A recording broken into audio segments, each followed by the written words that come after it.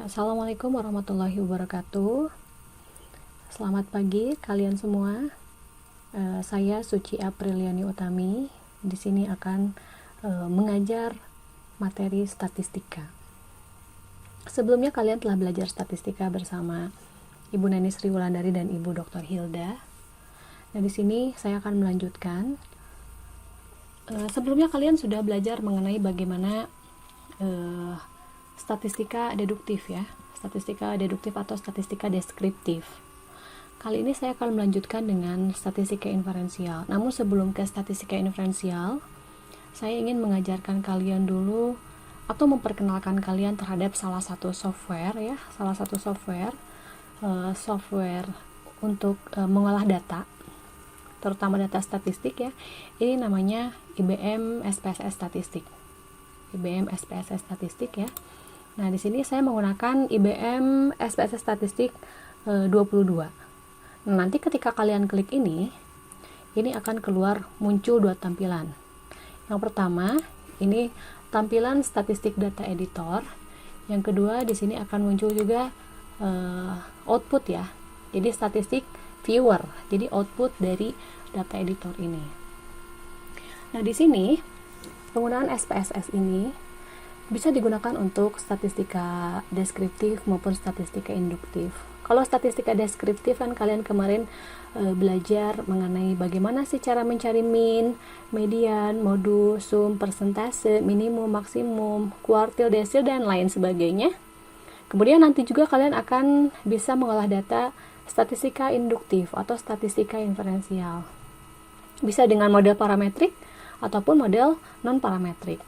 Kalau model parametrik, kita biasanya menggunakan compare mean satu rata-rata, dua rata-rata dengan sampel independen, dua rata-rata sampel dependen, mau lebih dari dua rata-rata, kemudian regresi dan lain sebagainya. Kalau untuk model non-parametrik sendiri itu contohnya adalah chi-square ya, Wilcoxon, Kendall, Tau, dan lain sebagainya. Nah, di sini ketika kita membuka statistik atau IBM statistik ini, kita akan dihadapkan dengan SPSS data editor ya di sini. Yang pertama yang akan saya jelaskan itu SPSS data editor. Nah, di sini SPSS data editor, kalau kita lihat ini dia memiliki bentuk tampilan sejenis spreadsheet yang digunakan untuk mengisi, menyunting serta menampilkan isi dari data penelitian. Nah, di sini kita lihat ada data view ya. Ada data view. Kemudian nanti ada penamaan variabel-variabelnya atau yang disebut dengan variable view. Nah, di sini nanti hasilnya bisa disimpan. Kemudian yang kedua ini kita nanti akan muncul output ya, output viewer. Nah, di sini dia nanti akan berisi tampilan hasil pengolahan data penelitian. Nah, ketika kita lihat di sini ya. Nah, di sini kita ada dataset baru ini ya, dataset baru. Di sini ada nama ya. Di sini nanti kita akan menuliskan nama variabel. Nama variabel ini biasanya diawali dengan huruf maksimal 8 karakter. Nah, kemudian di sini ada type ya. Di sini tipe data. Itu nanti tipe data itu ada tipe data nih ya, ada numerik, ada koma, ada dot, scientific notation, ada date, dolar, dan lain sebagainya. Kemudian di sini ada juga ini kolom untuk menentukan lebarnya ya. Biasanya saya pakai default saja. Kemudian desimal. Untuk desimal kita perlu berapa sih desimalnya, misalkan 2 angka di belakang koma. Nah, biasanya saya menggunakan 0 ya. Jadi di sini nanti kita menentukan nih, mau berapa angka? Oh, sorry. Nah, di sini kita gunakan 0 aja. Atau defaultnya 0 ya. Di sini ada label, di sini ada keterangan ya. Misalkan keterangan tentang X1 itu apa sih labelnya gitu ya. Kemudian ada value-nya. Di sini value adalah pengelompokan atau spesifikasi. Di sini juga ada missing. Di sini missing menjelaskan data yang hilang, biasanya diabaikan ya, karena biasanya untuk peneliti itu dia tidak menggunakan data yang hilang ya. Dia pasti menggunakan data yang lengkap. Kemudian di sini juga ada kolom. Kolom ini untuk menentukan lebar kolomnya. Kemudian ada di sini untuk menentukan data pada posisi yang tersedia. Biasanya itu mau rata kiri, rata kanan, atau tengah ya, center gitu. Kemudian ini jenis data yang akan kita masukkan. Ini misalkan apakah dia datanya ordinal, nominal, atau yang lain ya. Nah, mudah-mudahan cukup jelas sampai di sini ya. Kemudian setelah kita mengisi ini biasanya akan muncul data view. Nah, di sini saya sudah menyiapkan contoh data. Misalkan kalian sudah ke lapangan nih, ke lapangan mengambil data. Nah, di sini misalkan data masyarakat suatu daerah di wilayah Indonesia. Misalkan ini ada nomor 1 sampai 30. Jadi di sini ada sekitar 30 orang. Kemudian diklasifikasikan dari umurnya. Ini dari umur 25 sampai dengan ada juga umur 60, 65 ya. Kemudian di sini ada data jenis kelamin, laki-laki, perempuan. Hanya 2 ya jenis kelamin ya. Kemudian di sini ada pendidikan. Pendidikan ini dimulai dari SD sampai dengan S3. Kemudian ini ada data pekerjaan dari masyarakat, kemudian penghasilannya dan agamanya. Nah, di sini kita tidak bisa memasukkan data dalam bentuk misalkan jenis kelamin laki-laki perempuan, karena SPSS ini akan menolaknya. Jadi si data ini harus kita kategorikan terlebih dahulu. Nah, biasanya saya membuat kategori dulu di bawah, misalkan di keterangan ini X2, misalkan 1 itu berarti laki-laki, 2 itu berarti perempuan. Jadi nanti ini laki-laki kita tulis 1 ya. Kemudian ini perempuan kita tulis 2 dan seterusnya. Kemudian ini ada data pendidikan. Nah, ini saya juga sudah mengklasifikasikan ya data pendidikannya. Misalkan 1 itu dia SD sampai dengan S3 itu dia 7. Kemudian ada X4, ini pekerjaan ya, berbagai jenis pekerjaan juga kita klasifikasikan, dan agama juga sama ya. Kalau misalkan dia nomor 1 berarti dia agamanya Islam dan lain sebagainya. Saya rasa di sini cukup jelas ya, cukup jelas. Kemudian kita masukkan data ini ke SPSS ya. Kita masukkan data ini ke SPSS. Nah, kalau kita masukkan, oke, di sini, nah ini ya, kita masukkan dulu variable view. Di sini nama, kita cek di sini tadi dia ada berapa variabel? Ada 6 ya, ada X1 sampai dengan X6. Oke, kita bisa tuliskan di sini X1 sampai dengan X6. X1, X2, X3, X4, X5, X6. Oke, di sini tipenya semuanya numerik ya. Kita pakai default saja. Nah, desimalnya kita gunakan 0 angka di belakang koma ya. Jadi kita tidak menggunakan desimal. Kemudian kita cek labelnya. Kalau di label ini kita lihat di sini. Oke, di sini yang harus kita di sini labelnya adalah yang pertama adalah umur ya. Umur. Sorry. Oke, ke umur ya.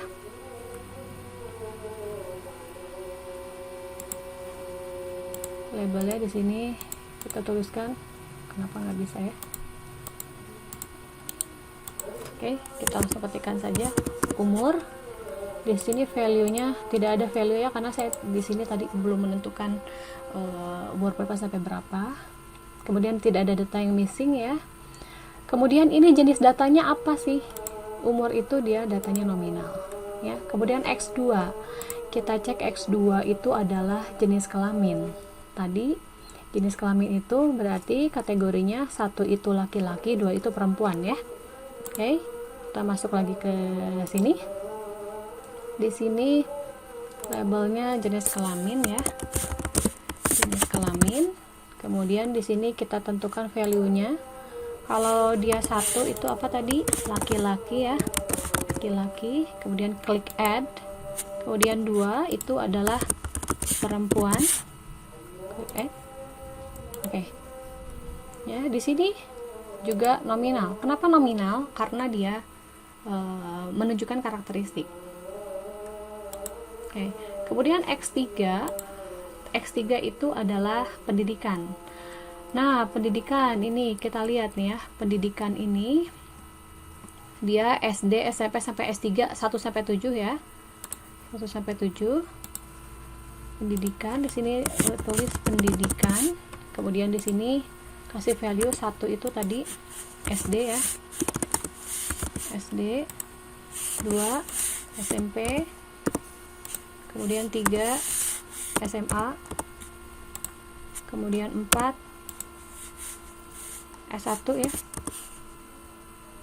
atau D3 tadi, D3 ya, D3, kemudian 5 S1, 6 S2, dan 7 S3. Oke, di sini. Nah, di sini dia ukurannya apa nih? Dia skalanya itu adalah ordinal. Kenapa ordinal? Karena dia ordo ya, data ordo, data tingkatan. Data tingkatan itu contohnya misalkan semester 1, semester 2, semester 3. Ya, kelas 1, kelas 2, kelas 3 itu kan tingkatan. Jadi di sini datanya pendidikan itu sudah pasti datanya ordinal. Kemudian tadi X4 itu adalah pekerjaan ya. Pekerjaan. Nah, pekerjaan itu 1 itu buruh ya, 2 itu jasa, dagang, profesional, PNS, TNI, Polri, guru, dosen ya. Oke, kita masukkan satu persatu. Di sini saya sudah ada yang sudah jadi ya. Oke, di sini buruh. Oke, nah di sini sudah dimasukkan sama seperti tadi ya. Ini juga sama, datanya nominal. Kemudian di sini, nah dia datanya skala ya, skala, karena dia di sini ada interval.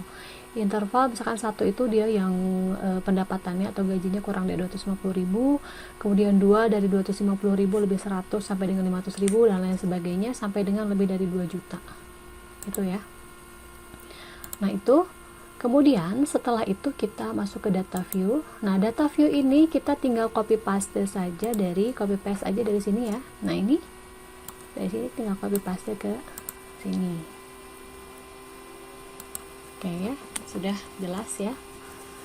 Nah, sampai sini mudah-mudahan paham ya. Nah, setelah itu kita lanjutkan untuk kita klik analyze, kemudian descriptive statistik. Kita ingin melihat frekuensinya, misal ya, di sini frekuensi dari semuanya. Oke, pindahkan ke sini. Di sini statistiknya kita mau kuartilnya, misalkan min, median, modus, sumnya ya. Kemudian kita mau lihat minimum sama maksimumnya. Kita klik continue. Kemudian chartnya mau pakai apa? Mau pakai bar chart atau pie chart bisa ya. Kemudian formatnya ini default saja ya, kita klik OK. Nah, di sini akan muncul nih ya. Nah, di sini kita lihat statistik deskriptifnya. Nah, di sini umur yang paling muda itu katanya dia usia 25 tahun. Umur yang paling tua itu 65 tahun ya. Kemudian kita lihat pendidikan yang paling rendah itu pendidikannya apa? Nah, di sini SD ya, ada juga SD, ada yang paling S3 ya, yang paling. Kemudian kita lihat frekuensinya. Nah, di sini bisa kelihatan frekuensinya ya. Nah, di sini frekuensinya bisa terlihat. Misalkan jenis kelamin laki-laki di sini ada 15 orang, perempuan juga ada 15 orang ya. Kemudian pendidikan yang SD itu pendidikannya ada 4 orang ya, sekitar 13,3%. Kemudian yang SMP ada 2 orang, 6,7%. Yang paling banyak justru S3 ya. S3 itu 27 orang atau 23,3%. Kemudian ini pekerjaan, kalian bisa interpretasikan sendiri ya di situ. Nah, kalau pakai pie chart seperti ini ya. Oke, pakai pie chart seperti ini. Jadi kalian bisa memilih ya pie chart yang lainnya juga.